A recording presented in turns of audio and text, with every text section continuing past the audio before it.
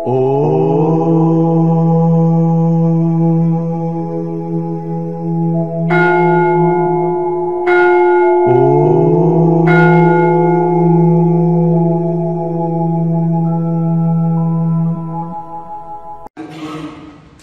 చేసేటువంటి క్రియాయోగులకు ఎటువంటి కర్మకాండలతో అవసరం లేదు. భగవంతునికి మానసిక సంబంధం ఏర్పాటు చేసుకొని భగవంతునికి మనం అర్పించుకొని సంపూర్ణ శరణాగతితో భగవద్గీతలో చెప్పిన మామేకం శరణం ప్రజా, నన్ను ఒక్కరిని శరణు వేడండి, నువ్వు భగవంతుడికి సమర్పించుకో. భగవద్గీత పట్టం పూర్తయిన తర్వాత శరణాగతి ఒకటి మనకు బోధించాలి. అట్టి శరణాగతి కలిగి ఉండడమే సంపూర్ణమైన భక్తి. కనుక మనం ఆ యొక్క శరణాగతిలో మనం మానసికంగా సాధన చేసుకుంటాం కనుక ఇక మనసు అంతర్ముఖమై సాధన చేస్తాము. భగవంతుని మనసులో ప్రార్థన చేసుకొని నేరుగా సాధన చేసేటువంటి ఇంకా క్రియాయోగులకు ఎటువంటి కర్మకాండలు అంతర్లేదు. అయితే మొదలు మనము నిరాకారంలో ఉండే భగవంతుని ఈ కంటి ద్వారా చూడలేము, దర్శించుకోలేము కనుక ఈ యోగ మార్గం ద్వారా భగవంతుని అనుభూతి చేసుకోవడం. భగవద్గీతలో చెప్పిన జ్ఞానం అంటే భగవంతుని కథల ద్వారా ప్రవచనాల ద్వారా భగవంతుని గురించి తెలుసుకుంటాము. ద్రష్టం అంటే యోగ సాధన ద్వారా శరణాగతి ద్వారా త్యాగం ద్వారా. ఈ త్యాగం లేదు ప్రపంచంలో ఏది దొరకదు మనకు. ఒకటి కావాలన్నప్పుడు ఎన్నో త్యాగాలు చేసినప్పుడు ఎంతో కష్టపడ్డాం దానికోసం. సమయాన్ని త్యాగం చేసినాం, సమయాన్ని వెచ్చించడం. కొన్ని మనకు కావాలన్నప్పుడు కొన్ని అలవాట్లను మార్చుకుంటాం, అదే త్యాగం.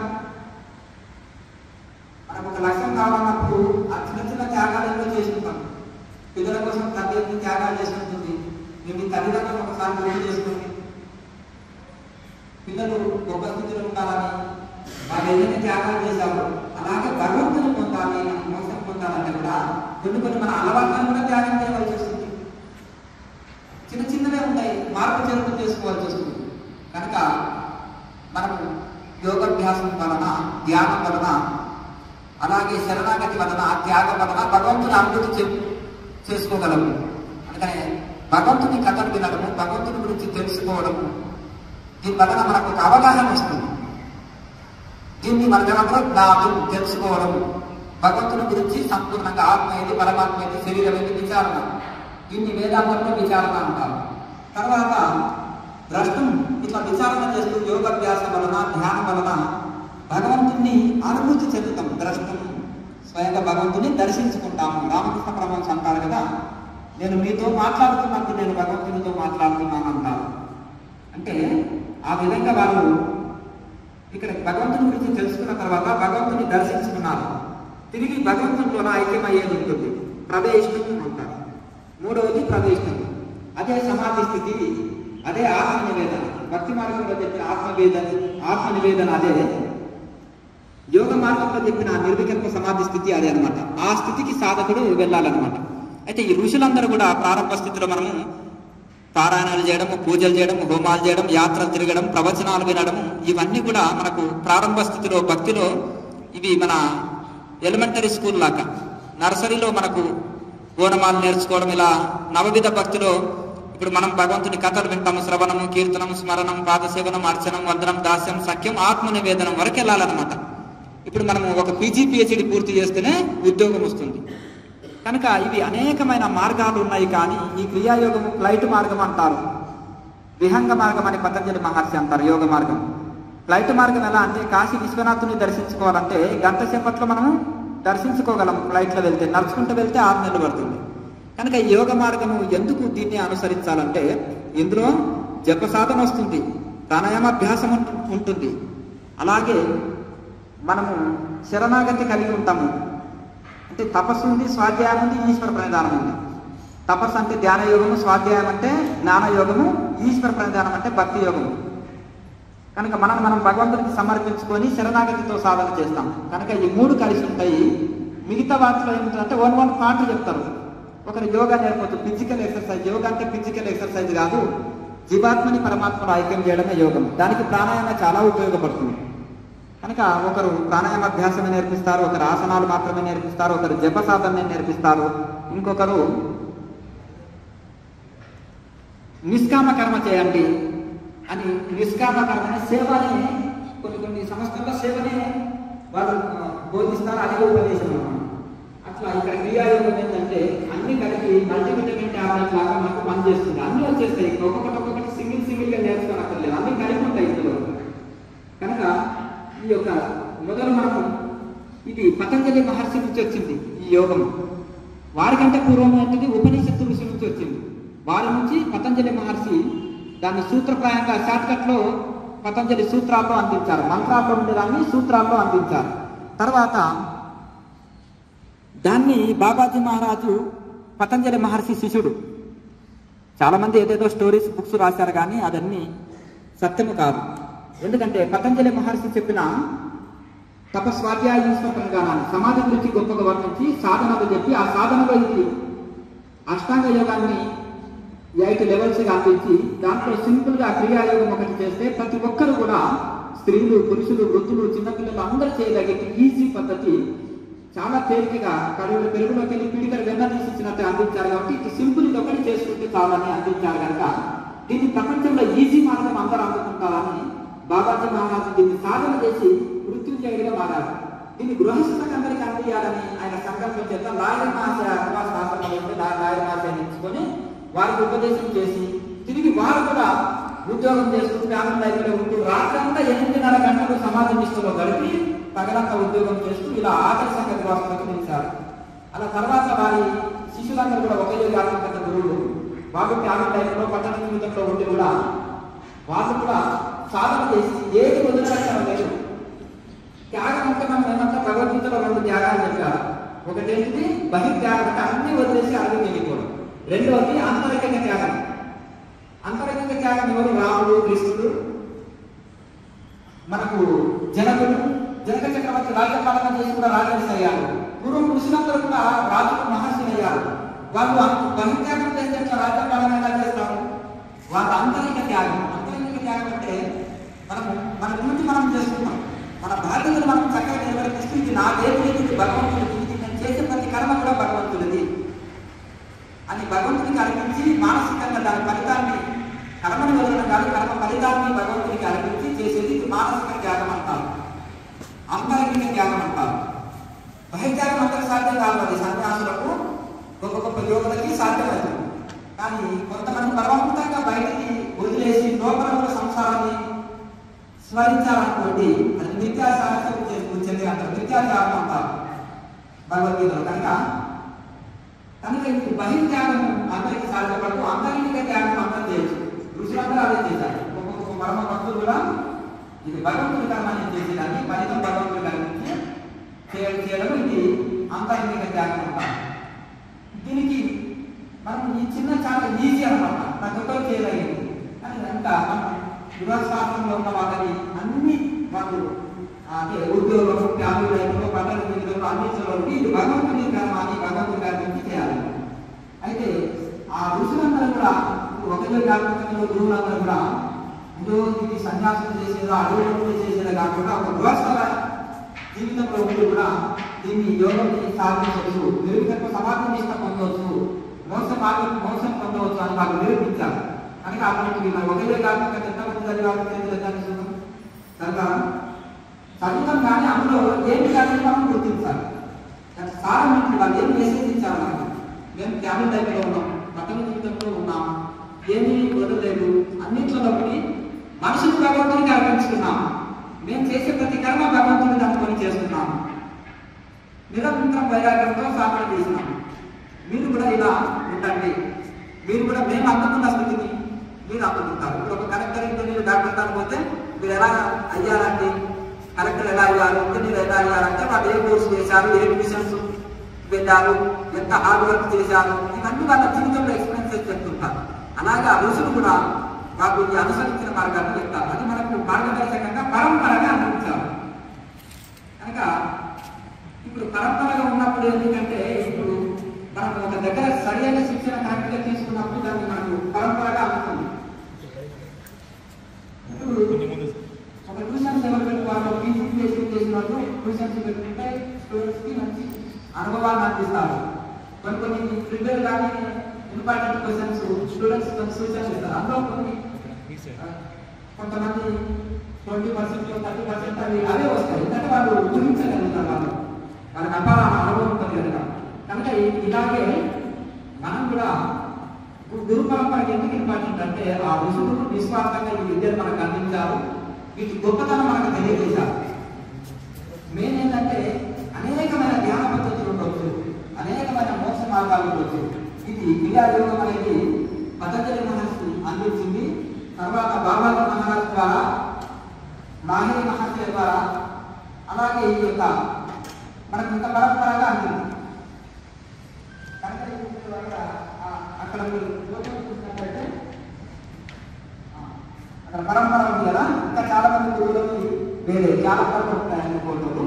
అయితే ఆ విధంగా ఆ పరంపరగా మనకు ఈ యొక్క సాధన ఎంత సూక్ష్మంగా తీసుకెళ్తుందంటే మనకు నీటిలో క్రిందని చూడలేదు, గాలిలో క్రిందని చూడలేదు. ఇప్పుడు ఇంకొకటి, ప్రతి పదార్థం కూడా ఎలక్ట్రాన్ న్యూట్రాన్ తోటి మిళితమైంది, దానితో అంటే అన్ని అవి కలిసి ఉంది అని మనం సైన్స్లో తెలుసుకున్నాం. అంటే ఎందుకు మనము టెస్ట్ చేసినప్పుడు అందులో ఎలక్ట్రాన్ న్యూట్రాన్ మాయమని తేలిపోతుంది. అలాగే మనం సాధన చేసినప్పుడు నేను ఈ శరీరం కాదు ఆత్మస్వరూపాన్ని అని మనం లోపల అర్థం పొందినప్పుడు ఈ ప్రపంచంలో సర్వ జీవరాశులు కూడా ఆత్మస్వరూపమే కదా, ఈ ఆత్మ వెళ్తే మిగిలేది శవమే కదా అనేది అనుభవంలోకి వస్తుంది. అందుకనే అప్పుడు మమాత్మ సర్వభూతాత్మ అంటే నాలో ఉండే ఆత్మనే సర్వభూతాత్మ ఉండే ఆత్మ అనేది అనుభవంలోకి వస్తుంది. కనుక ఎప్పుడైతే అహం బ్రహ్మస్మి నాలో ఉన్నది భగవంతుడే, నేను ఆత్మస్వరూపాన్ని అనే అనుభవం పొందిన తర్వాత అప్పుడు నెక్స్ట్ మమాత్మ సర్వభూతాత్మ అనేది అనుభవంలోకి వస్తుంది. అప్పుడు మనిషికి ఏ దుఃఖాలు లేవు, ఏ అశాంతి లేవు. ఎందుకు ఈ అర్థం వస్తుందంటే నేను వేరు ఇతరులు వేరు అనుకోవడం వల్లనే ఇన్ని దుఃఖాలు వస్తున్నాయి మనిషికి.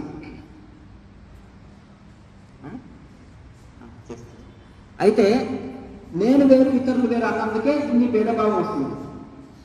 ఎలా అంటే ఇప్పుడు జంతువులు ఉన్నాయండి, వాటి గుంపు అడవిలో ఉంటాయి, వాటి గుంపు అంతా కలిసిపోతాయి, వాటి మీద వాటి అటాక్ చేసుకో. సేమ్ జాతి కుక్కలు కానీ, తాకులు కానీ, జింకలు కానీ, పులులు కానీ, సింహాలు కానీ, అడవి గేదెలు కానీ ఒక గుంపుగా వెళ్ళిపోతుంటాయి. ఎందుకంటే మనమంతా ఒకే జాతి అని తెలుసుకుంటాం. అలాగే సర్వ మానవులు కాకుండా సర్వ జీవరాశులు కూడా ఒకే ఆత్మ పదార్థము, ఒకే స్వరూపం అనేది ఎప్పుడు అనుభవంలోకి వస్తుందంటే మనం సాధన చేసి ఆత్మానుభూతి పొందినప్పుడు. కనుక మొదలు ఏం చేయాలంటే శాస్త్రాన్ని చక్కగా ఎందుకు థియరీ ప్రాక్టికల్ ఉండాలి. ప్రతి దాంట్లో థియరీ ప్రాక్టికల్ ఉంటుంది కదా. అలాగే ఆధ్యాత్మికంలో కూడా జ్ఞానం అంటే భగవంతుడి గురించి మొదలు తెలుసుకోవాలి, ఆత్మ గురించి తెలుసుకోవాలి, శరీరం గురించి తెలుసుకోవాలి, ప్రాణాయామ తెలుసుకోవాలి, శరీరచక్రాల గురించి తెలుసుకోవాలి. మొదలు తెలుసుకున్నప్పుడే చక్కగా చేయగలుగుతాము. కనుక వాటి గురించి అవగాహన కలిగినప్పుడు శాస్త్రాలు ఎందుకు చదవాలి, ఉపనిషత్తులని, వేదాంతాన్ని, యోగ శాస్త్రాలు ఎందుకు తెలుసుకోవాలంటే అనుభవజ్ఞుల దగ్గర తెలుసుకోవాలి. అందుకనే మీరు కేఎంసీ ఛానల్లో అన్ని ప్రశ్న జవాబులు చూసుకోండి. ఉపనిషత్తుల గురించి ఉన్న ఈ పతంజలి సూత్రాలు, ప్రవచనాలు ఉన్నాయి. శాస్త్రంలో సింపుల్గా చాలా సింపుల్గా అన్వేషణ జరిగింది. ఉపనిషత్తులు కానీ అలాగే పతంజలి సూత్రాలు, భగవద్గీత, ఇది మీరు ఖాళీ టైంలో ఏం చేయాలి, కనీసం పెద్ద పెద్ద శాస్త్రాలు చదివే టైంలో లేకపోతుంది. కానీ సర్వశాస్త్రాల యొక్క సారం భగవద్గీత. భగవద్గీతలో మనిషి ఏం తింటాడు, ఏం ఆలోచిస్తాడు, ఏ గుణంలో ఉన్నాం, అది చదివితే నేను ఏ గుణంలో ఉన్నాను, మనం చేసే తిరిగి బట్టి, మాట్లాడే వాటిని బట్టి, చేసే పనిని బట్టి, మన ప్రవర్తనని బట్టి మనం ఏ గుణంలో ఉన్నామో ఎవరికి కాదు తెలుసుకోవచ్చు. కనుక ఆ భగవద్గీత చదివితే ఏం తెలుస్తుందంటే ఒక్కొక్కటి ఒకటి భక్తి యోగం ఉంది, జ్ఞాన యోగం ఉంది, యోగ శాస్త్రం ఉంది, అందులో ధ్యాన శాస్త్రం ఉంది. ధ్యానం అంటే ఎట్లా చేయాలి భగవద్గీతలో ఉంది. జ్ఞానం అంటే ఏంటిది, అజ్ఞానం అంటే ఏంటిది అనేది ఉంది. 3 గుణాలు ఎట్లా ఉంటాయి, ఎట్లా ప్రవర్తిస్తాం అనేది కూడా ఉంది. అందులో సైకాలజీ ఉంటుంది. ఒక మంచి భక్తి పుస్తకం 4వ అధ్యాయం అంతా కూడా ధ్యాన యోగం, 12వ అధ్యాయం అంతా భక్తి యోగం, 13వ అధ్యాయం అంతా ధ్యాన యోగం, 13వ అధ్యాయం అంతా జ్ఞాన యోగం, 18వ అధ్యాయంలో చివరి శ్లోకాలన్నీ కూడా అవధూత స్థితి. అవధూత అంటే ఏంటిది, రుచి లేక తినేవాళ్ళ అంటే పుష్పాలు కూడా తీసుకుంటారు. పుట్టివాళ్ళు కూడా ఏదైతే అది తింటారు, అవధూత కాదు కదా. అట్లా దానికి డిఫరెన్స్ అది ఎందుకు తెలుసుకోవాలంటే వివేకాన్ని తెలుస్తాయి. చాలా మంది ఏం చేస్తారంటే అవి చదివి కన్ఫ్యూజ్ అవుతుంటారు. కనుక గురువు కన్నా ఎందుకు తెలుసుకోవాలి అంటే కన్ఫ్యూజ్ అవుతాం, రివర్స్ అర్థం చేసుకుంటాం. ఒక లెవెల్గా దాన్ని అర్థం చేసుకొని ముందుకు వెళ్తే శాస్త్రాన్ని కరెక్ట్గా, ఎందుకంటే గురుముఖంగా నేర్చుకోవాలి, గురుముఖంగా వినాలి, ఎందుకు ఇంత ఇంపార్టెంట్ ఇస్తున్నారు వస్తుందంటే గురువు స్వార్థపరం కాదు. ఇప్పుడు కమర్షియల్గా కావచ్చు అన్ని విద్యలు, కానీ పూర్వకాలంలో ఉచితంగా అందేది. విద్య కానీ వైద్యం కానీ సమస్త విద్యలు ఉచితంగా అందేది. కనుక ఇవన్నీ కూడా మనకు వీటి గురించి మొదలు తెలుసుకున్న తర్వాత సాధన చేసినప్పుడు అది అనుభవంలోకి వస్తాయి. కనుక మొదలు జ్ఞానం తెలుసుకోవాలి, తర్వాత ద్రష్టం భగవంతుని అనుభూతి పొందుతాం, తర్వాత ప్రవేశం సమాధి స్థితిగా మారి భగవంతునితో ఐక్యమైపోవడం. ఆ స్థితి వరకు మనం తీసుకెళ్తుంది యోగం. ఈ యొక్క ముద్రలు ఈ యొక్క ఒక ఆసనంలో కూర్చోవడం నేర్చుకోవాలి. అది స్టార్టింగ్ లో రాకపోతే ఏదో మామూలుగా కూర్చున్నాం, అలా అభ్యాసం చేసి మేలుదాకా ఇలా పెట్టి కూర్చోవాలి. తర్వాత అలా పెట్టి కూర్చున్న తర్వాత మెల్లమెల్లగా అభ్యాసం చేస్తున్నాం. ఈ ప్రాణాయామ అభ్యాసం వల్ల ముద్ర వల్ల మన శరీర స్థితి మారిపోతుంది. చాలా మంది కొంచెం ఉదయం సాయంత్రం టైం క్లాస్ వస్తుంది, అవి చూసి ప్రాక్టీస్ చేసి కూడా రోజుకు 10 ట్యాబ్లెట్లు వేసుకునే వాళ్ళు కూడా కొంతమంది అప్పగారు చెప్తారు.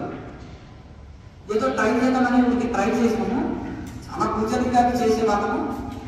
ఇది చేయడం వలన నాకు థైరాయిడ్ కంట్రోల్ వచ్చింది, క్యాన్సర్ కంట్రోల్ వచ్చింది, శరీర బరువు తగ్గిపోయాము, నీరసం లేదు. ట్యాబ్లెట్ వేసుకొని బరువు తగ్గిపోయాము, నీరసం వస్తుంది. కానీ దీని ద్వారా మనకు నీరసం లేదు, శరీరం శక్తివంతంగా ఉంది, ఎన్ని పనులు చేసినా అలసిపోతుందని మనకి చెప్తుంటారు. ఎవరైనా స్త్రీలు పురుషులు అందరూ ప్రాక్టీస్ చేసి వాళ్ళ ఫలితం చెప్తున్నారు. ఎందుకంటే ఇది లోపలికి వెళ్ళి బాడీ క్యూర్ చేస్తుంది. మొదటి శరీరం మీద ప్రభావం ఉంది, శరీరాన్ని చక్కగా ఆధీనంలో చేస్తుంది, తర్వాత మనసుని ఆధీనంలో చేస్తుంది. ఈ మనసు శరీరం ఆధీనంలో వచ్చినప్పుడే ధ్యానం వెనకసేపు కూర్చోగలుగుతాం, చేయగలుగుతాం.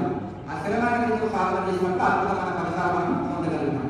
కనుక మనం ఈ యొక్క ప్రాణాయామ అభ్యాసం ఏం చేస్తుందంటే మనకు నాడు మండల శుద్ధి చేస్తుంది. మన శరీరంలో మొత్తం యోగ శాస్త్రం ప్రకారం 72,000 నాడులు ఉంటాయి.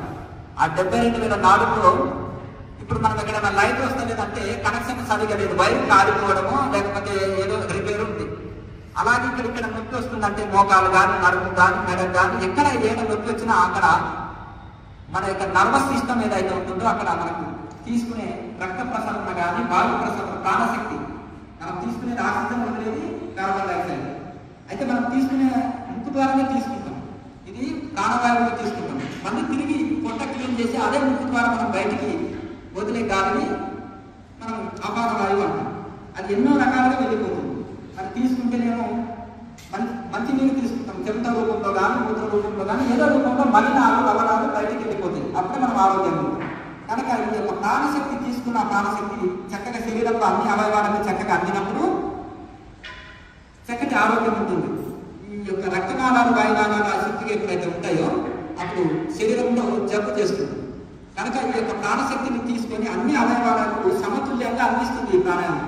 దీనివల్ల మనకు గుండె జబ్బు సంబంధించిన జబ్బులు ఉన్నాయనుకోండి, అవన్నీ కూడా ఈ ముద్రలు ప్రాణాయామం చేస్తే అక్కడ గుండె దగ్గర ఉండే కొవ్వును కూడా కరిగిస్తుంది. మహాముద్ర మీరు పర్ఫెక్ట్ వేస్తుందంటే గుండె దగ్గర ఉండే కొవ్వు కూడా కరిగిపోతుంది. ప్రాణాయామ అభ్యాసం మనం మహాముద్ర వేస్తే ఆ పేగులకు ఒత్తిడి పడి లోపల జఠరాగ్ని తగిలి చక్కగా జీర్ణశక్తి పెరుగుతుంది. గ్యాస్ ట్రబుల్ మలబద్ధకం అన్ని రోగాలకు కారణం. గ్యాస్ ట్రబుల్ మలబద్ధకం వరకు లోపల అపాన వాయువు పేరుకొని పోయి రక్తం అశుద్ధి అయ్యి క్యాన్సర్ వస్తుంది. తర్వాత ఇంకొకటి కాళ్ళ నొప్పి వస్తుంది. రక్తం శుద్ధి లేనప్పుడు మోకాల నొప్పి, నడుము నొప్పి, బాడీ పెయిన్స్ అన్నీ వస్తుంది. వాతం పెరిగిపోతుంది, స్థూలకాయం అవుతుంది. కనుక పొట్ట క్లీన్ ఉంటే అన్ని క్లీన్ అవుతుంది. మహాముద్ర వేస్తే గుండెని యాక్టివేట్ అవుతుంది. ఈడాగ్ని మీద వదిలి సుష్మనాడిలోకి శ్వాస ప్రవేశించి ఒక్కొక్క చక్రం శుద్ధి అవుతుంది, నాడు మండల శుద్ధి అవుతుంది, జీర్ణశక్తి పెరుగుతుంది. అలాగే ఈ కాలు నడుము భాగం నుంచి కాలు పెట్టిన వరకు చక్కటి ఫ్రీ అవుతుంది. శరీరం చాలా తేలిక ఉంటుంది, ఆసన స్థితి కలుగుతుంది. సాధన కావాల్సిన ఫిట్నెస్ శరీరానికి అందిస్తుంది మహాముద్ర. అలాగే మనము ప్రాణాయామ అభ్యాసం చేయడం వలన ఈ తీసుకునే శ్వాస ఏదైతే ఉంటుందో ఈ ప్రాణశక్తిని అన్ని అవయవాలకు అందించి వెంటనే మనసుని ఆధీనంలోకి తీసుకొస్తుంది ప్రాణాయామం. మనసు ఎప్పుడైతే నిశ్చలం భగవంతుడి మీద నిలిచిందో, ఆత్మ మీద నిలిచిందో, వెంటనే ఇంకా ఆత్మ పరమాత్మ ఒకటే. ఇక్కడ ఆ పరమాత్మ మీద ఎప్పుడైతే భగవంతుడి మీద మనసు స్థిరంగా నిలిచిందో అనంతమైన శాంతిని అందుకుంటాం మనం. ఇంతవరకు భౌతిక ఆనందాలే చూసినాం, ఇక్కడ ఆధ్యాత్మికమైన ఆనందం ఇది అలౌకిక ఆనందం. ఇప్పుడు మనం అనుభవించేటివంతా లౌకిక ఆనందాలు. అయితే ఇక్కడ అలౌకిక ఆనందాన్ని మనం అందుకుంటాం. ఇన్నర్ హ్యాపీనెస్ ఒకటి ఉంటుందయ్యా అంటే అది ఎట్లుంటుందని అంటారు. బయటివి అన్ని ఆనందాలు చూసినాము, అది ₹1 ఖర్చు లేదు, ఎవరితో అవసరం లేకుండా కూడా ఒక అనంతమైన శాంతిని, ఆనందాన్ని ఋషులందరూ అడవుల్లో అది అనుభవించాలి. మనకేం లేకుండా హ్యాపీగా ఉన్నారు. మనం అన్ని ఉండి కూడా మనసులో ఏడుస్తున్నామంటే ఈ అవగాహన లోపంతో, ఈ లోపల ఆనందాన్ని మనం ₹1 ఖర్చు లేకుండా ఇది పొందవచ్చు. ఒక సమయాన్ని వెచ్చించి ప్రయత్నకరం సాధన చేస్తే చాలు. కనుక ఈ యొక్క చాలా మంది ఏమంటారు 20-30 సంవత్సరాలు ధ్యానం చేసి కూడా ఆ ఇన్నర్ ఎక్స్పీరియన్సెస్ సంపూర్ణంగా పొందలేకపోతుంది. ఎందుకంటే గురు పరంపరలో ఎందుకు తీసుకోవాలంటే ఒక శాస్త్రీయ పద్ధతిలో మనకు శిక్షణ అందించి శాస్త్రీయ పద్ధతిలో శిక్షణ ఇస్తారు, అది సాధన చేసినప్పుడు వీలేదు. ఇంట్లో అందుకని నాగాలు అనేది ఉంటుంది. ఇది కనీసం 6 నెలల్లో కూడా సాధన పొందాలి.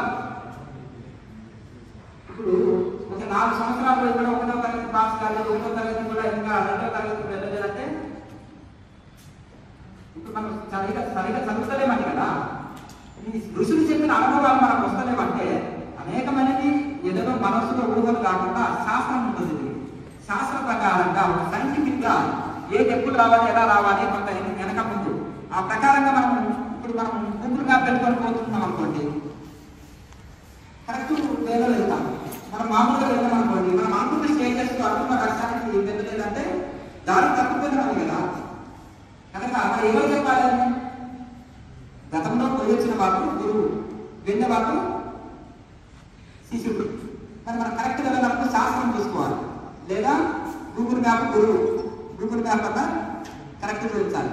మరి అలా కాకుండా మనము ఎన్ని రోజులు తిరిగినా సమయం కూడా కనుక దాంతో మనకు ఫలితం అనేది ఉండదు. కనుక ఈ సాధనలో కూడా ఎందుకు ఈ పరంపరకి ఇంత ఇంపార్టెంట్ ఇస్తున్నామంటే వాళ్ళు శాస్త్రాన్ని అధ్యయనం చేశారు. గురువుకు లక్షణం కూడా చెప్పారు.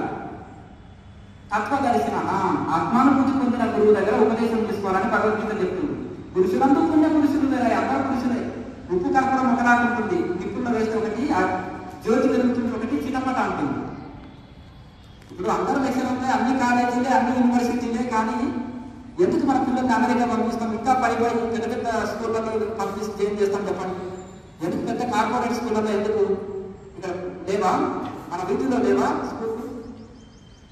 మరి అక్కడ బ్రాండ్ చూస్తున్నాం, ఎందుకు పెద్ద షోరూమ్ల వైపు ఫోన్ తీసుకుంటున్నారు, ఎలక్ట్రానిక్ ఐటమ్స్ తీసుకుంటున్నారు, ఎలక్ట్రికల్ ఐటమ్స్ తీసుకుంటున్నారు? ఎందుకు? రోడ్డు మీద మస్తు దొరుకుతాయి కదా, అమ్ముతారు. ఎందుకు తీసుకోవాలి అవన్నీ చెప్పండి?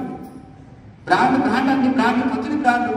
ఒక డ్రెస్ వేస్తే కూడా బ్రాండ్, ఆ కంపెనీ బ్రాండ్ ఉంటుంది, లోపలికి వెళ్ళి లభిస్తాం. బ్రాండ్ అంటే అంటారు. ఎందుకు ఆ బ్రాండ్ మెయింటైన్ చేస్తున్నారు?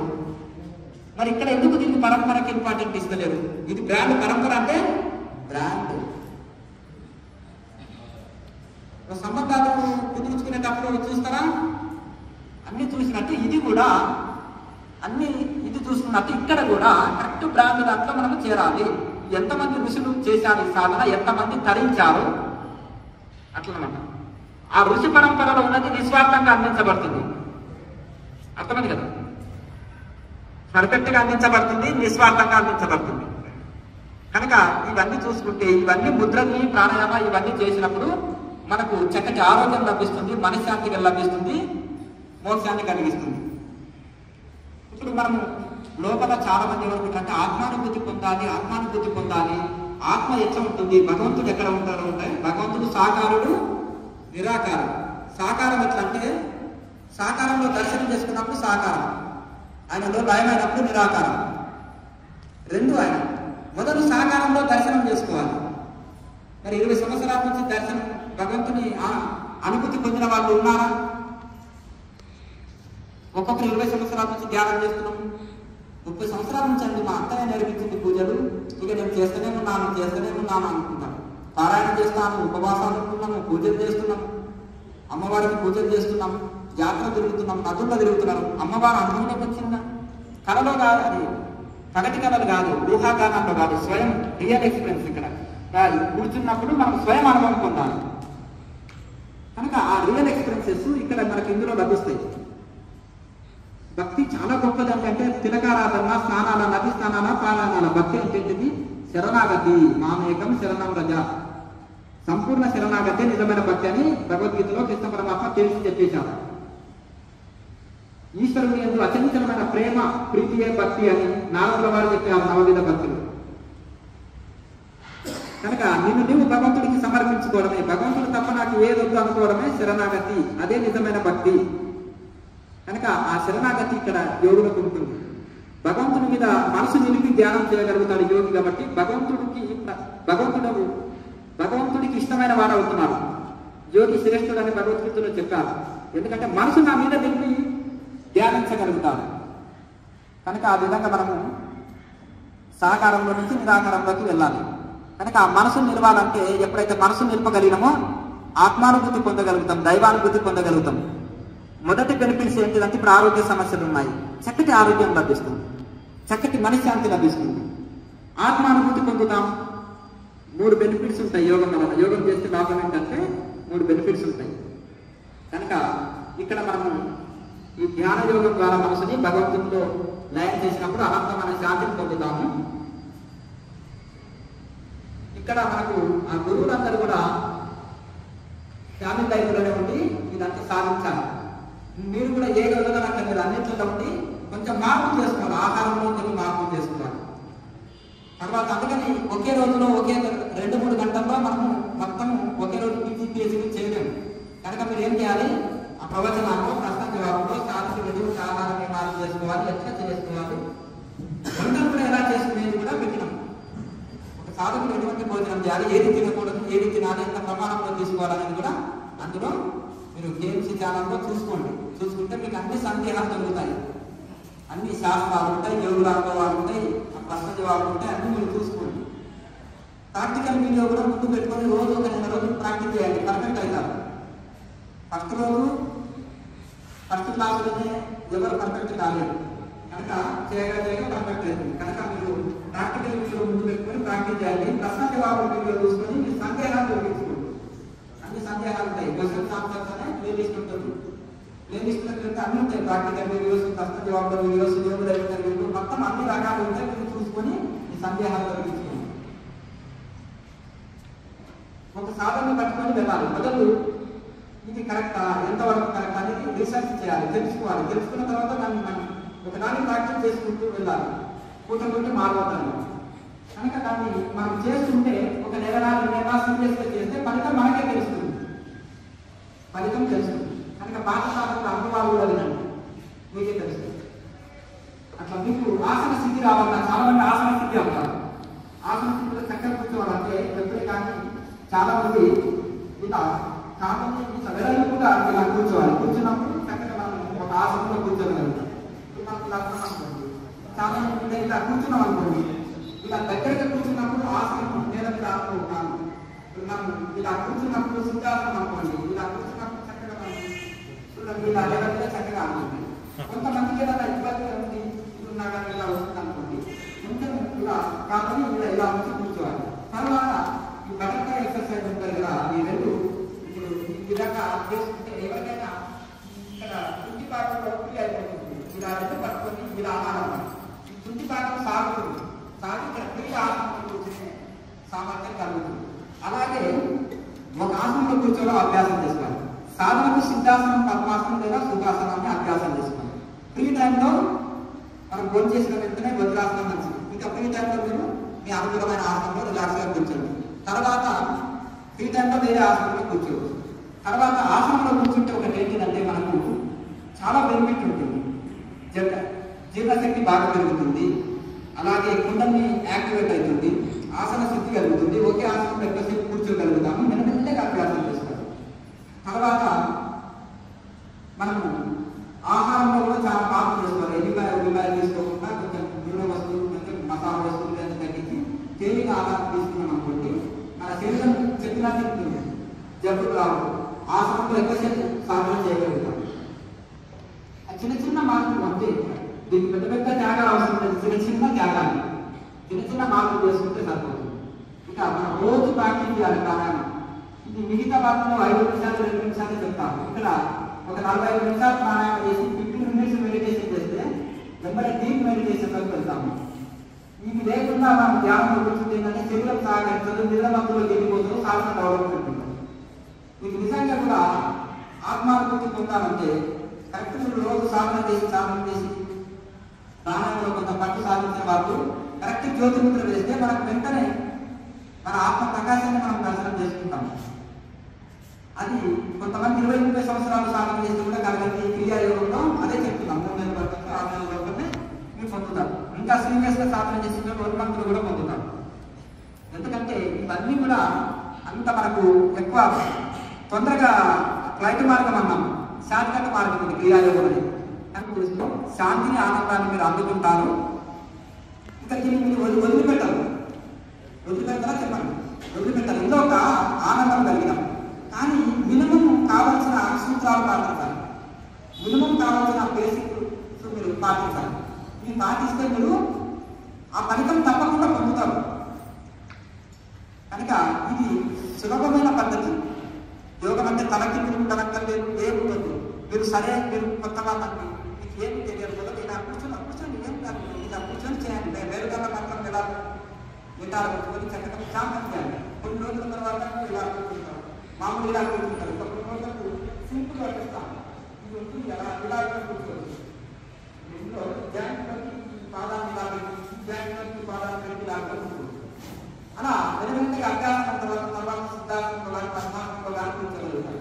ఒక్కొక్కరు కూర్చోలేని వాళ్ళు కూడా 7-8 గంటలు సిద్ధాంతం పద్మాసంలో కూర్చోగలుగుతున్నారు. ఎలా సాధ్యమైంది? ఆహారంలో మార్పు చేసుకున్నాను, రోజు ప్రాక్టీస్ చేశారు. అలా దాని వలన వాళ్ళు ఏం చేశారంటే అలా ప్రాక్టీస్ అయ్యారు. అయితే గతంలో ఇది మార్పు చేసుకుంటే ఇది సాధ్యమైంది. మార్పు అయ్యో నాకు ఇంత సమయం వృధా చేశాను, ఇన్ని పూజలు చేసినా డెవలప్మెంట్ లేదు, ఇన్ని యజ్ఞాలు చేసింది. ఒక వృద్ధురాలైతే 30,000 యజ్ఞాలు చేసింది. ఆమె యజ్ఞాలు చేయడం వచ్చు, సంస్కృతం వచ్చు, బుద్ధం వచ్చు. ఇక ఆమె పేరు సుభద్రం. సంస్కృతం కూడా వచ్చాను, సంస్కృత గ్రంథాలన్నీ చెప్తుంది. హిందీ కూడా వచ్చాను. ఆ కాలంలో శివాజీ చెప్తుంది, కానీ ఆ గురువుల దగ్గర అన్ని ట్రైనింగ్ తీసుకుంది. కానీ చాలా మంది మీ జీవితం సేవ సేవ సేవ అని ప్రచారానికి ఆమె చేయించాలి. ఆధ్యాత్మికం లాభం లేదు. ఒక 3 years లో ఆమె 8 గంటలు ధ్యానం చేసే స్థితి వచ్చింది. సింగిల్ సిట్టింగ్ లో పద్మాసనంలో కూర్చుంటుంది. 4 గంటలు కూర్చున్నారంటే అయిపోయి 9 గంటలు రాయడానికి లేవలేదు. ఎందుకు ఆమె పట్టుదల వచ్చేసింది. ఇన్ని రోజులు నేను టైం వేస్ట్ చేసింది. ఆమె ఒక 150 మంది గురువులకు తులాభారాలు వేసేసింది. అసలు ఎంతమంది గురువులమ్మా ఇంకా అంటే ఎవరు ఆ స్వామిని ఏం సేవ చేయించారు, ఎక్కడ ప్రచారాలు తిప్పారు, ఎక్కడ తిప్పారు, కరెక్ట్గా తెలియని అమ్మ వాళ్ళ అబ్బాయి ఉంటారు. సైంటిస్ట్ వాళ్ళ అబ్బాయి అమెరికాలో ఒక ఆయన ఇప్పుడు కరెక్ట్ కుటుంబాలు నీకు ఏ పని చెప్పడానికి సాధన చేసుకో, స్వయం సేవ, ఆత్మ ఉద్ధరణ, నీ ఆత్మని ఉద్ధరించుకో. ఇది స్వయం సేవ, నీ సేవ, ఇది ఆత్మసేవ. ఇప్పుడు మనము భౌతికమైనవి కర్మయోగం చేస్తే కుటుంబానికి లాభం, సమాజానికి లాభం. ధ్యానం చేస్తే ఎవరికి లాభం? స్వయం లాభం.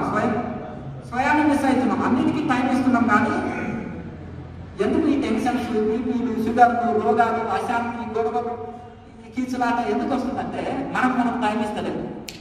అన్నిటికీ టైం ఇస్తున్నాం, కానీ నీ ఆత్మ ఉద్ధరణకు ఇప్పుడు ధ్యానానికి నీకు టైం. దీని వలన ఆరోగ్యాన్ని ఉంటావు, శాంతిని ఉంటావు, మనశ్శాంతి పొందుతావు, దైవ కృప కలుగుతుంది, మోక్ష స్థితిని. ఇదైతే మనం రీఛార్జ్ అయితే ఇంకా బాగా చేస్తాం. ఛార్జింగ్ పెట్టుకోకపోతే ఫోన్ పనిచేస్తుందా? పనిచేయదు. మరి నువ్వు రోజు రీఛార్జ్ కావాలి. సరే రియలైజ్ చేసావు, నువ్వు రియలైజ్ అవ్వు, ఎవరు రియలైజ్ చేయలేరు. ఉదయాత్మలను మనం మీ ఆత్మని ఉద్ధరించుకోవాలని పరమాత్మ చెప్తున్నాడు. కనుక ఈ సాధన వలన మనం ఎంటర్టైన్మెంట్ పొందాలి. ఎవరో కల్పించేది కాదు ఇది. గురువులు మార్గదర్శకులు, మార్గం చూపెట్టేవాళ్ళు. ఇప్పుడు ఎంత మంచి భోజనమైనా తినాలి కదా, ఎంత మంచి ఖరీదు భోజనము, శక్తివంతమైన భోజనమైనా ఇది తినాలి కదా. తినకపోతే లాభం ఉంది. నా దగ్గర చాలా శక్తినిచ్చే భోజనం అండి ఇదంటే, చాలా మంచి మెడిసిన్ అండి, చాలా పెద్ద డాక్టర్ ఇచ్చారంటే అది తినకపోతే రోగం నయం కాదు. అలాగే మనం కూడా ఎంత పెద్ద సాధనని తెలుసుకున్నా కానీ, ఎంత గొప్ప సాధనను తెలుసుకున్నా చేసినప్పుడే ఫలితం వస్తుంది. కనుక మనం దాన్ని తప్పకుండా తీసుకోవాలి. కొంతమంది చాలా కాలశిక్షణగా జీవిస్తారు, ఫ్యామిలీని బాధ్యతంగా చూసుకుంటారు. కానీ కొన్ని ఏం చేస్తారు, అన్నిటికీ న్యాయం చేయాలి. ఒక టైం టేబుల్ ఏర్పాటు చేసుకుని, ఇప్పుడు ఒక సీఎంకి ఒకటే టైము, సీఎంకి ఒకటే టైము, ఒక పెద్ద బిజినెస్ మ్యాన్కి ఒకటే టైము, సామాన్యుడికి ఒకటే టైం. వాళ్ళు అదే టైంలో అంత పెద్ద కార్యాలు చేస్తున్నారు. సామాన్యుడు చిన్న పనికి కూడా టైం జరగకపోతే ఎక్కడ లోపం కదా, టైంని సద్వినియోగం చేసుకుంటారు. టైం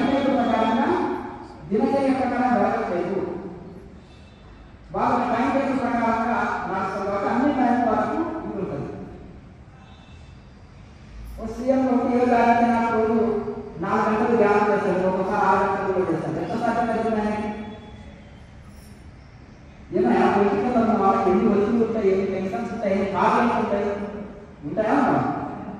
స్టీవ్ జాబ్స్ చెప్తారు, యాపిల్ కంపెనీ ఓనర్ తెలిసిన స్టీవ్ జాబ్స్, నాకు ఈ క్రియాయోగాన్ని లైఫ్ ఇచ్చింది అన్నారు.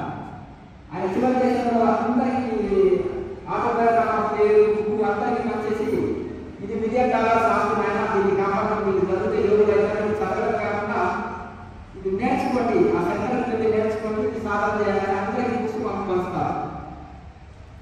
అట్లా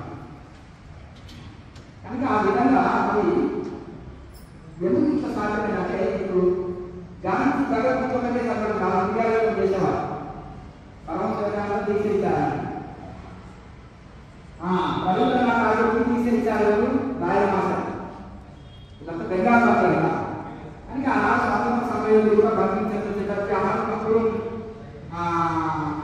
జగదీష్ చంద్రబోస్ వీళ్ళంతా కూడా అప్పుడు క్రియాయోగం చేశారు. స్వాతంత్ర సమర యోధులు కాకుండా పూర్వం ఋషి పరంపర నుంచి కూడా రాముడు చేశారు, కృష్ణుడు చేశారు, ఆధారాలు ఉంటాయి.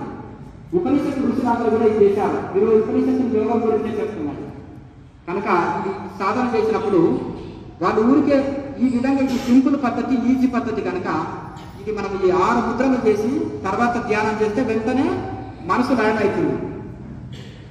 కనుక ఇది నాకు వస్తలేదు, చిన్నపిల్లవాడు ఏమి రాస్తాడు, రాసినప్పుడు నాకు చేత కాదు, నేను చేయలేనంటే సాధ్యమవుతుందా? మెల్లమెల్ల ప్రాక్టీస్ చేయాలి. అసలు కాలం ఒప్పుకున్నాను అనుకోండి, కాసేపు కుర్చీలో కూర్చోవాలి, కాసేపు కింద వచ్చి కూర్చొని ప్రాక్టీస్ చేయాలి. తర్వాత కొన్ని రోజులకు జన్మలో మీరు డాక్టర్ కింద కూర్చోవద్దు అని చెప్పిన వాళ్ళు కూడా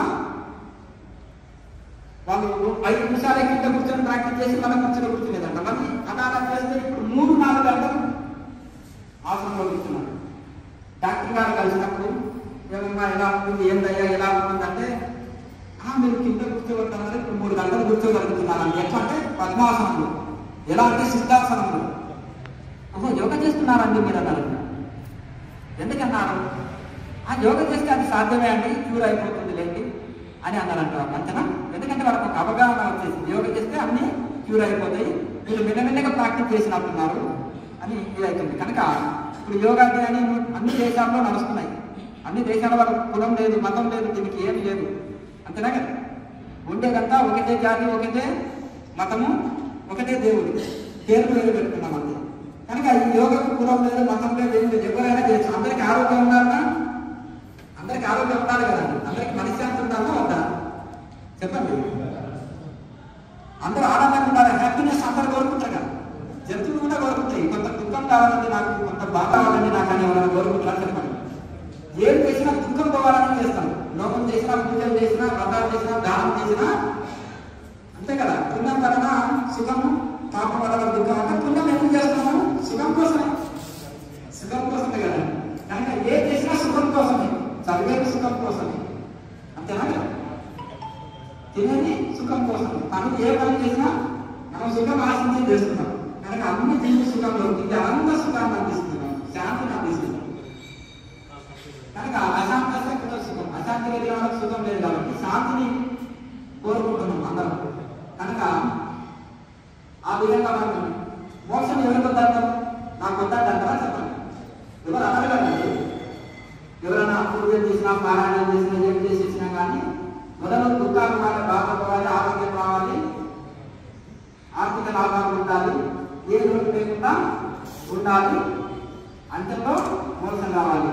గురుకులు అనుకుంటారు ఉన్నంతకాలం బాగా ఉండాలి, సుఖమైన మరణం లభించాలి, ఏ రోగాలు బాగుండాలి కదా, ఎవరితో చేయించుకోవద్దు అనుకుంటారు.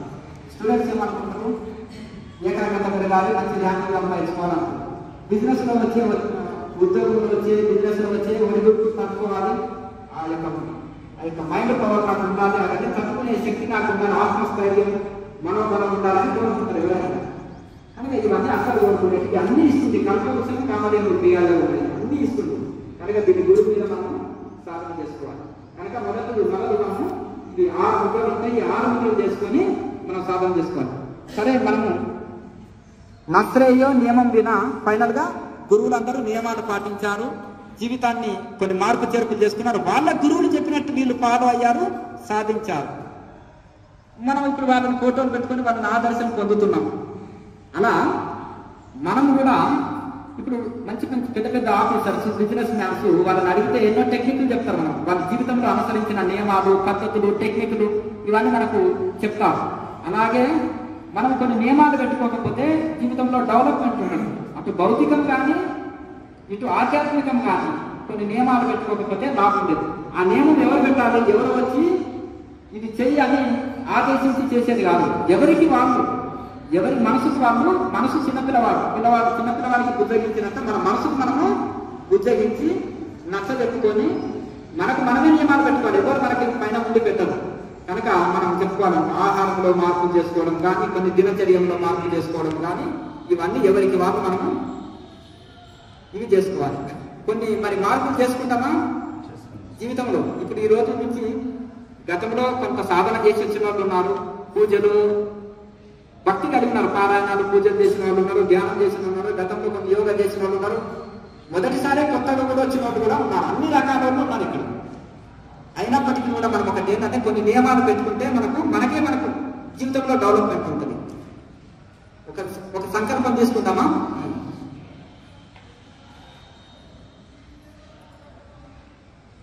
అయితే ఈ క్రియాయోగంలో మేము డొనేషన్లు తీసుకున్నామని పంపం, ప్రచారాలకు పంపం, కర్మకాండాలు మీ నెత్తిన ఉండము. మీరు చేయదగినవే కొన్ని జీవితంలో మార్పు చేసుకుంటే, ఒక సంకల్పం తీసుకుంటే మనకి డెవలప్మెంట్ ఉంటుంది. మీరు మంచి అభివృద్ధి పొందాలి. ఆ ఋషులు పొందిన నిర్వికల్ప సమాధినిష్ట, భక్తులు పొందిన ఆత్మనివేదనం, ఆ బ్రహ్మానంద స్థితిని అందుకొని చక్కటి ఆరోగ్యము, మనశ్శాంతి చక్కగా అన్ని పొందాలని మేము మనస్ఫూర్తిగా కోరుకుంటాం. అసలు రిటర్న్ నుంచి మేమేమి ఆశిస్తాము. కనుక మీరు నిజంగా మారాలి, తెలుసుకోవాలి, తరించాలని వచ్చారు. ఆ శ్రద్ధ లేకపోతే మీరు ఇక్కడ రాలేరు. ఆ శ్రద్ధతోనే వచ్చారు. మరి దాన్ని సద్వినియోగం చేసుకొని మీ జీవితంలో మీరు బాగుపడాలని మేము మనస్ఫూర్తిగా ఆశిస్తాము, ఆశీర్వదిస్తాం. అయితే ఇక్కడ ఇంత కర్మకాండాల్లో భగవంతుడిని గురువులను ప్రార్థన చేసుకొని సాధన చేసేది ఉంటుంది. అందరం మరి సంకల్పం చేద్దాం. ముందుకు చేతి పెట్టాలి, కళ్ళు మూసుకోండి, హాయి మనసులో భగవంతుడిని స్మరించుకోండి. మీ ఇష్ట దైవాన్ని, ఇష్టమైన ఋషిని మనం స్మరించుకుంటూ ఈ రోజు నుంచి నేను సమయపాలన చక్కగా పాటిస్తాను. సాధ్యమైనంత వరకు సూర్యోదయానికి ముందే లేస్తాను. లేవగానే కాలకృత్యాలు తీర్చుకొని క్రియాయోగ ధ్యాన సాధన చేస్తాను.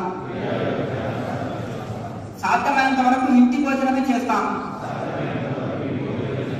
చక్కటి ఆహార నియమాలు పాటిస్తాను. దైవభక్తి కలిగి ఉంటాను. పవిత్రమైన జీవితం గడుపుతాను. నా కుటుంబాన్ని చక్కగా బాధ్యతయుతంగా పోషిస్తాను.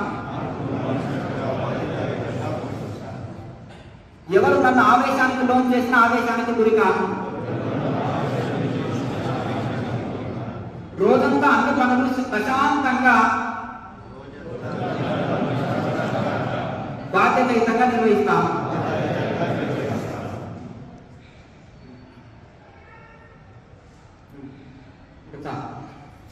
ఇది చిన్న నియమాలు. ఆహార నియమాలు ఏంటంటే ఇంకా ఆహార నియమాలు ఏమి తినాలి, ఎట్లా తినాలి అనేది ఇంకా మీరు వీడియోలో చూసుకోవచ్చు, మనం ఇవన్నీ చూడవచ్చు. ఇవి చాలా చిన్న చిన్న నియమాలు అనమాట. సమయపాలన అనేది చాలా ముఖ్యం. మనం ఆహార నియమాలు అంటే చాలా ముఖ్యం. భగవంతుడికి శరణాగతి అయి ఉండడం మన ఇష్టదైవం. ఇక్కడ భగవంతుడు ఒకటే అని చెప్తున్నాం. ఇట్లా చిన్న చిన్న మార్పులతోటి మనకు ముందుగా సాధన డెవలప్మెంట్ ఉంటుంది. ఇప్పుడు మనం సాధన ప్రారంభిస్తాం. మరొకసారి ముద్రల గురించి ఎక్స్ప్లెయిన్ చేస్తాం. మొదటిది తాళవేయ చక్ర స్మరణ మహాముద్ర, నాట్యక్రియ జ్యోతిముద్ర, నాట్యక్రియ ప్రాణాయామ జ్యోతిముద్ర. ఈ 6 ముద్రలు. ఈ 6 ముద్రలు చేసిన తర్వాత మనం ధ్యానం చేసినాం అనుకోండి, మనసు వెంటనే అంతర్ముఖమైంది. అప్పుడు చక్కటి సరైన ధ్యానం కుదురుతుంది. ఇదేమి లేకుండా ధ్యానం చేస్తే నాలుగు మండల శుద్ధి లేక మనకు ఏముంటుందంటే ధ్యానం చక్కగా కుదరదు, నిర్మమతిలోకి జారుకోవడం అయితే అనేది ఉంటుంది.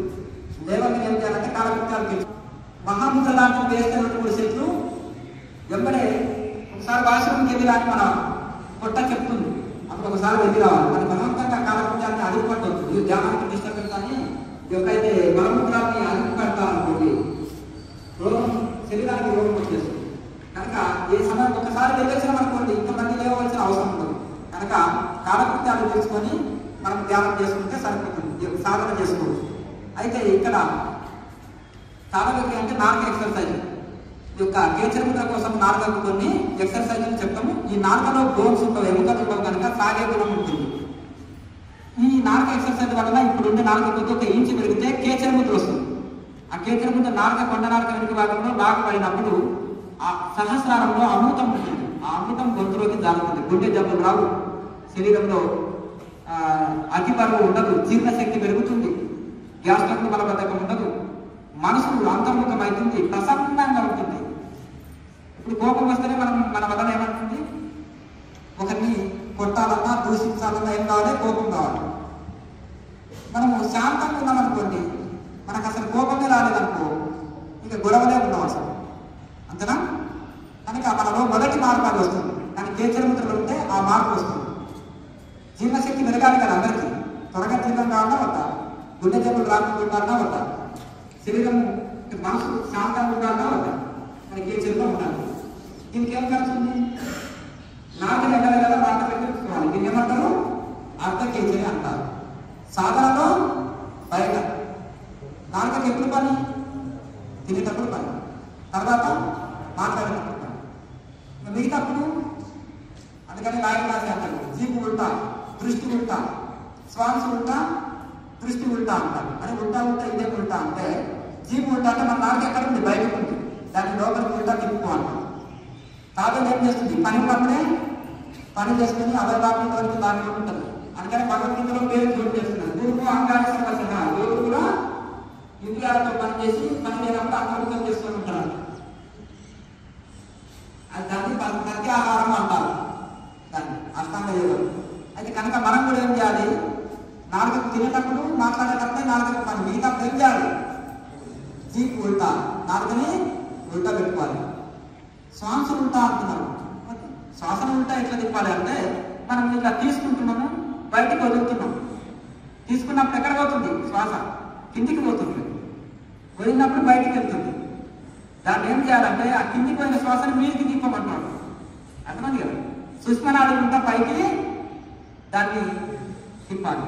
అది ప్రాణాయామంతో సాధ్యమవుతుంది. కనుక మనం ఆ యొక్క సుష్మనాడు ఉంట తీసుకోవడానికి ప్రయత్నం చేస్తాం. శ్వాసను మూలాధారం నుంచి సుష్మనాడు ఉంట తీసుకోవడము, అందుకని శ్వాస ఉల్టా అంటారు. అర్థం కదా? శ్వాస ఉల్టా తిప్పమంటున్నాం, అది తిప్పుతాం. దృష్టి ఉల్టా అంటున్నాడు. దృష్టి ఎట్లా ఉల్టా తిప్పుతామండి? మన దృష్టి ఎక్కడుంది? మనం ఎక్కడ చూస్తున్నాం? బయటకే చూస్తున్నామా? లోపల చూసేటువంటి వాళ్ళు మన కాలేజీలో నేర్పించారా? మీరు లోపల చూడడం యూనివర్సిటీలో నేర్పించారా? అమ్మనాయన నేర్పించారా?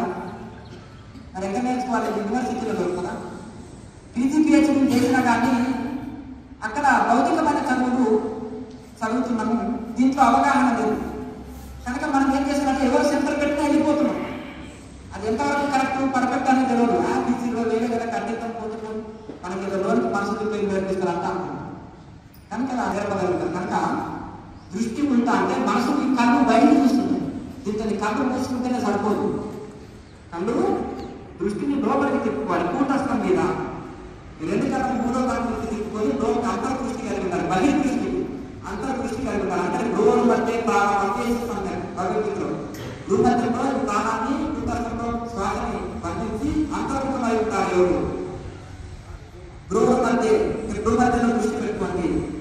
కనుక గృహమధ్య దృష్టి ధ్యానం అనేది శంకరాచార్యులు చెప్పిన, వివేకానంద స్వామి చెప్పిన, ఋషులు చెప్పిన, ఉపనిషత్తులు చెప్పిన సమస్త శాస్త్రాలు, శివుడు పార్వతీ మాతకు శివ సంహితలో, శివగీతలో, రామగీతలో, భగవద్గీతలో ఏ శాస్త్రంలో చెప్పినా, ఉపనిషత్తుల్లో కూడా ఎక్కడ ధ్యానం చేయమన్నారు? గృహమధ్య ధ్యానం చెప్పమన్నారు. దాన్నే ఆజ్ఞాచక్రము, త్రికూటము, త్రివేణి సంగమము, రకరకాల పేర్లు. ఇంకెక్కడ చెప్పలేదు. ఇది చాలా ఇంపార్టెంట్ పాయింట్ అది. కనుక భూమధ్యలో దృష్టి పెట్టి ధ్యానించాలి. బయట చూపుని ఏం చేయాలి?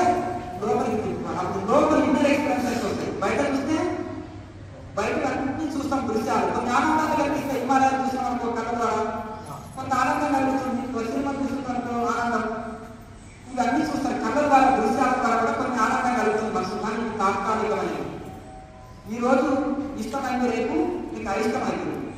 ఈరోజు ఇష్టమైన భోజనం రేపు నీకు అయిష్టమైంది. మంచి భక్తి ఇచ్చారు.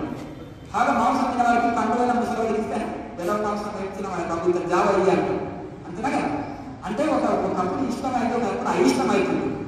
బాగా వంకాయ ఇష్టంగా తిన వారికి ఏదైనా జబ్బు చేసినప్పుడు తినడు. రుచివంగా ఒకప్పుడు ఇష్టం అంట, ఇప్పుడు ఇష్టమైంది రేపు అయిష్టమైంది. కానీ ఇది అలా ఉండదు కనుక ఈ బయట ఎక్స్పీరియన్స్ చేసే మనం కళ్ళ ద్వారా, చెవుల ద్వారా, ముక్కు ద్వారా అనుభవం చెప్పి బయట ఆనందాన్ని చవి చూశారు. కానీ ఇంటర్ ఎక్స్పీరియన్స్ అందుకనే దృష్టి ఉల్టా, ఎప్పుడైతే ఉల్టా దృష్టిని తిప్పుకున్నామో లోపల ఆనందాన్ని పొందగలుగుతాం. కనుక ఈ 3 ఉల్టా ఉంటారు కాబట్టి జీపు ఉల్టా, శ్వాస ఉల్టా, దృష్టి ఉల్టా. ఈ 3 ఉల్టా రివర్స్ చేయమంటే యోగులంతా రివర్స్ చేయలేమండి. ఎవరికి లోకంలో రుచి ఉంటుందో వాళ్ళకి ఆ రుచి అర్థం కదా. ఏది ఇష్టపడతారో వీళ్ళకు అయిష్టం ఉంటుంది. ప్రాపంచిక భోగాలు వీళ్ళకి రుచి, కానీ వాళ్ళకి ఇది పెద్దగా ఇష్టం ఉండదు.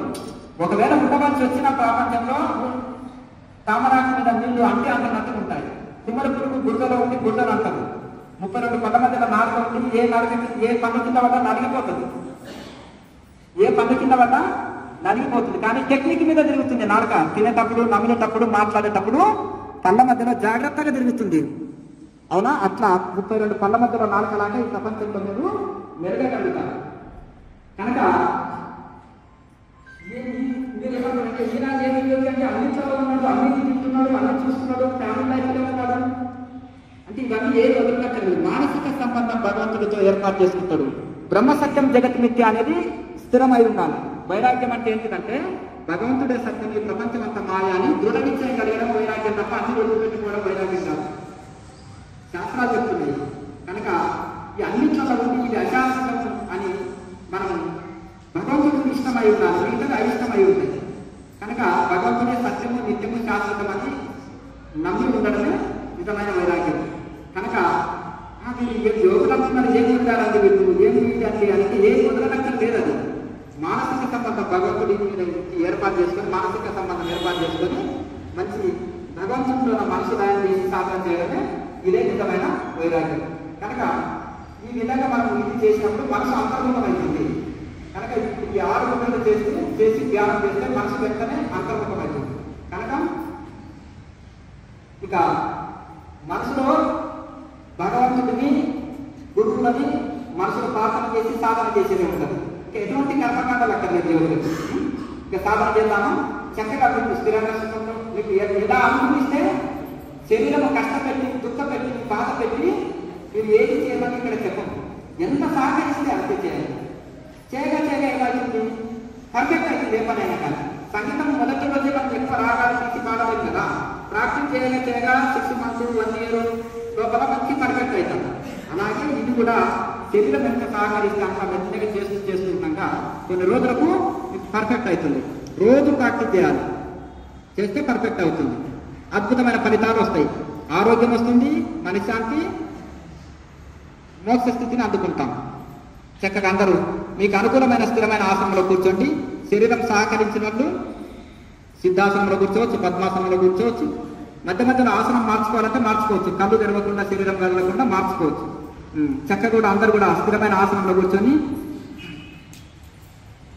మీ దృష్టిని కళ్ళు మూసి దృష్టిని ఆజ్ఞాచక్రం నిలుపుకొని సుదీర్ఘమైన శ్వాస తీసుకొచ్చి ఆజ్ఞాచక్రం నిలుపుకొని సుదీర్ఘంగా ఓంకారాన్ని ఉచ్చరించండి.